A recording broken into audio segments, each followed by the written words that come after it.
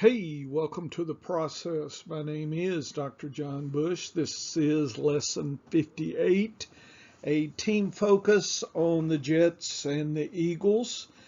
This is all designed to help you win your fantasy football drafts, which should help you win your league.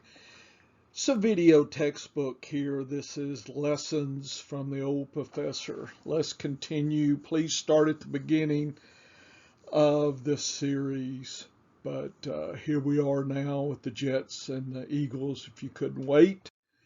We have conference team position 2016, fantasy point average to 2020, as well as the grand total of the averages. And that is all the quarterbacks, running backs, tight end, and wide receiver. So not just the top one, but all of them as a crew on the team.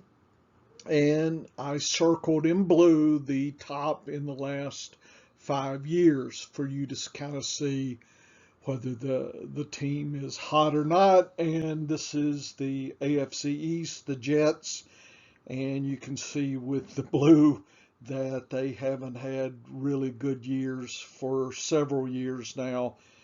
They've been pretty weak, relying on passing for the most part. If you look at the grand total, 2,500 points there.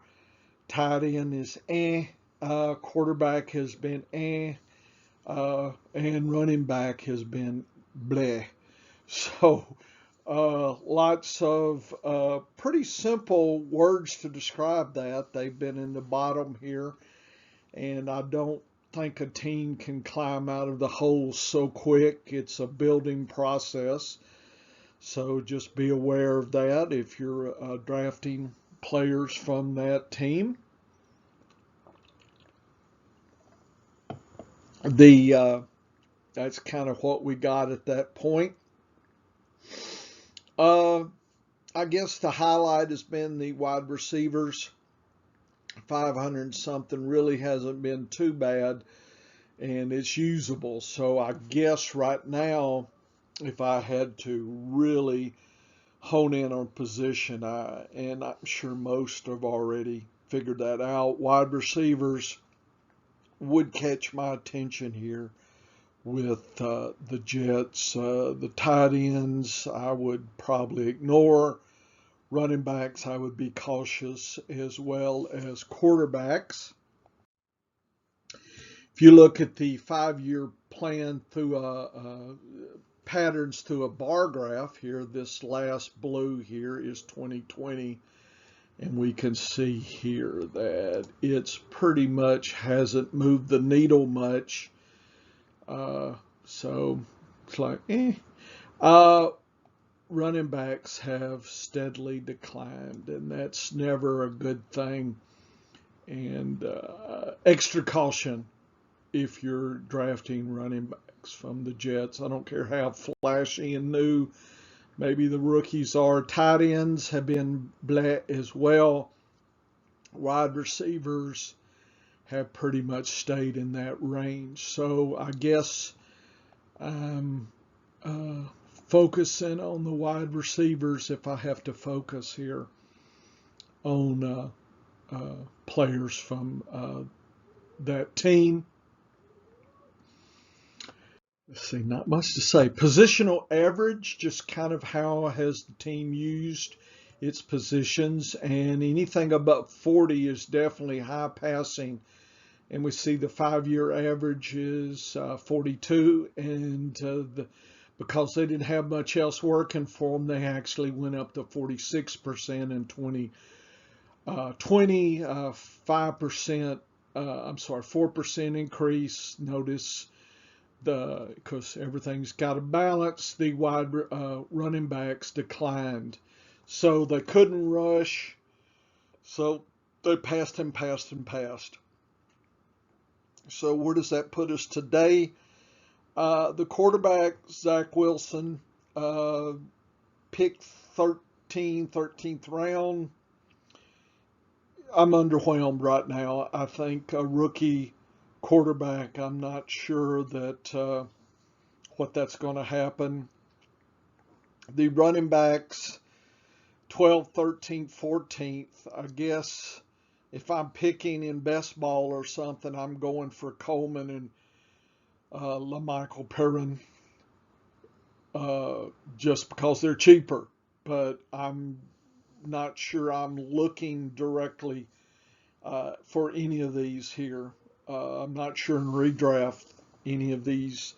Maybe a spot play, something. Right now, this point, early in June, I'm not looking to collect these. Tight end, I didn't even rank. Nothing of interest to me. Crowder and Davis are the only hopes for this team. They'll be collecting passes 9th and 10th round. Then I guess if I had to pick, I would pick Davis because he's a little cheaper than Crowder. That's. I mean, if they slip around or so, Crowder in the 10th, Davis in the 11th, then I might take both. Moore and Mims, 13th round. Underwhelmed by those. I'm not looking to add those to any collection that I'm putting together, any team right now. So I think you're pretty much left with Crowder or Davis. Pick your poison. Looking for the value right now. Crowder and PPR may have an advantage. That's probably why he's 9th round versus Davis 10th round. I wouldn't grab early. Let's just say that if I had to take one, I would not grab early. So how did the differences look from 2020 versus 5-year average? 5-year is in blue, 2020 is in red, and the triangle is the difference, and 0 is in the pink line. So quarterback a little bit high, running back below, tight end low, wide receivers only one that moved up. So again, I think that tells the story of how I'm looking at this team. Okay, let's move on. New England, I'm sorry, NFC East, not New England, Conference, Philadelphia, in blue here. 2019 was a pretty good year for Philadelphia. They definitely, COVID took the bite out of this team last year, I guess. The quarterback kind of had kind of bounced back a little bit. 366, not bad from the 2017 high, so I guess that potentially is viable. Running backs really dropped. Tight ends really dropped. Even with Ertz and Goddard, they really dropped. So, and that surprises me. I've noticed a trend of tight end usage in 2020 more than usual. So I'm not sure what that means. I know there were injuries and whatnot. Definitely cautious about those. I think there's some talent with the tight ends. It's just I'm not quite sure why that dropped so much. The wide receivers, it was an average year for 68, so there may be some play. I guess, looking, I'm willing to draft potentially any players for me in these positions at the right price and situation, but I'm not necessarily looking for players from the Eagles as well. So I guess in the draft, if they fall to me, then it will get my attention. Here's 2020. Looking at the quarterbacks here. Maybe I should do in yellow here. Is that better? Yeah, better. About the same, a little bit high, but really not so much. Running backs did do okay, and to 19, but look at this crash. Wow, what happened? Wow, look at the tight ends. What happened? What happened? It's just like negatives all around. So does Philadelphia bounce back? Wow, lots of negatives here. Kind of, when I look at it this way, it makes me even more cautious than I was looking at the previous metrics there. I guess the visual, it shows me some impacts here, so I guess I'm going to be a little more skittish than I probably will. So I'm probably biased against the Eagles here, just seeing this. 5-year position, not a strong passing team at 32% usage. They're kind of spread out, actually. Tight ends at 22%, not too bad. Running backs and tight ends dropped 2-3%. Quarterback and wide receiver went up 4 to 2%.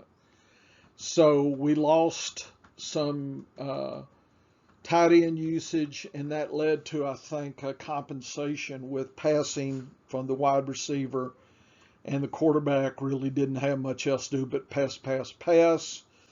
So, Hurts. Is Hurts really a 7th round pick, almost 8th round? I'm not hunting for him. To me, he's a high quarterback too. Sanders and Scott and Kerryon Johnson. I'm probably in best ball drafting Scott or Johnson. I'm not sure I'm taking Sanders. I guess if he slips to the 4th round, maybe. But I'm not hunting for him. Goddard, Ertz, I don't know where they're going to end up. Things can still happen. 10th and 13th. I think there's bargain there. It's just which one, if Ertz leaves or Goddard, or then I think the other's a bargain. So they split the points. I guess in redraft, Ertz is cheaper, so I might gamble with him. I believe the word would be gamble. Devonta Smith and Rager and Fulgham is 12th, 14th, 15th. So you're going to have a deep wide receiver. Some people say, well, Hurts got to pass to someone. Well, maybe this is everybody's talking about Devonta Smith. The thing that worries me is the usage of the wide receivers is 34%, 32%. So even if he has a good rookie year, he's on a team that doesn't use wide receivers. So it's not the best team for Smith to have landed, and probably not the best quarterback. So I think there may be some disappointment first year. So if you're a dynasty, you might be able to pick him up cheaper, because I think it's going to be disappointed here. I guess Fulgham would be the gamble play in best ball. He's probably free, as Rieger's free, so maybe pick those up. Smith, if he drops 13th round, I might pick him up. I think I'm not hunting too hard here for running backs or tight ends, but would take them. I would be cautious on wide receivers and quarterbacks, I guess, hoping some type of bounce back from these players here, but it's hard to guess, hard to know. I think there's a lot of questions. I feel there's a lot of questions, and I'm underwhelmed by what the metrics in last year's pattern was. Okay, I think that's about all I got to say. These two teams. Okay.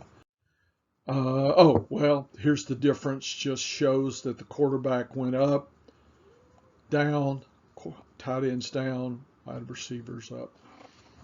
So I think the scenario I said, I'm hoping running backs and tight ends come back, and I might collect those. I'm not really just enamored and fired up with anybody on this in this squad here. I guess in a tight end premium league, then I would be trying to grab Goddard or Ertz just because it's a tight end premium, but I'm not really sure what we're going to end up with here. Maybe I'm surprised, but right now I'm very cautious about this team. Okay, that's the process for these two teams. My name's Dr. Bush. Here we go. More lessons coming. We're having lots of fun.